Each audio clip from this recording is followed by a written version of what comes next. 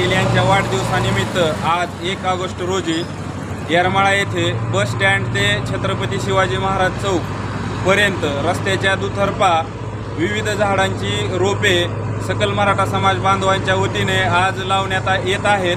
तसेच प्रत्येक व्यावसायिकांना असे आवाहन करण्यात आलेले आहे की येणारा पुढच्या वर्षीचा मनोजदादांचा वाढदिवस 1 ऑगस्ट 2025 पर्यंत हे झाड त्यांनी जोपासायचं आहे।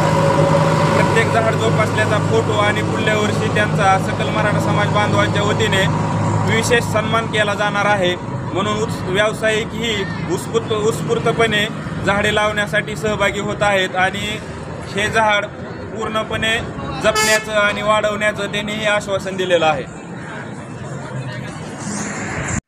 मनोजदादा जरांगे पाटील यांच्या वाढदिवसानिमित्त आज येरमाळा येथे सकल मराठा समाजाच्या वतीने वृक्ष लागवड करण्यात आली आहे। या वृक्ष लागवड करण्यामागचा हेतू मनोजदादा जरांगे पाटील यांनी केलेल्या आव्हानानुसार आम्ही या ठिकाणी वृक्ष लागवड केलेली आहे व वृक्ष संवर्धन करणे काळाची गरज ठरलेली आहे। कारण वृक्ष जर नसेल तर आपल्याला वारंवार दुष्काळाला सामना करावा लागत आहे। त्यामुळे या ठिकाणी येरमाळा गावातील प्रत्येक व्यापारी वर्गाला एक त्यांच्या दुकानासमोर झाड लावून त्याचे संगोपन करण्याचे आश्वासन त्या व्यापाऱ्यांनी सुद्धा या ठिकाणी दिलेलं आहे।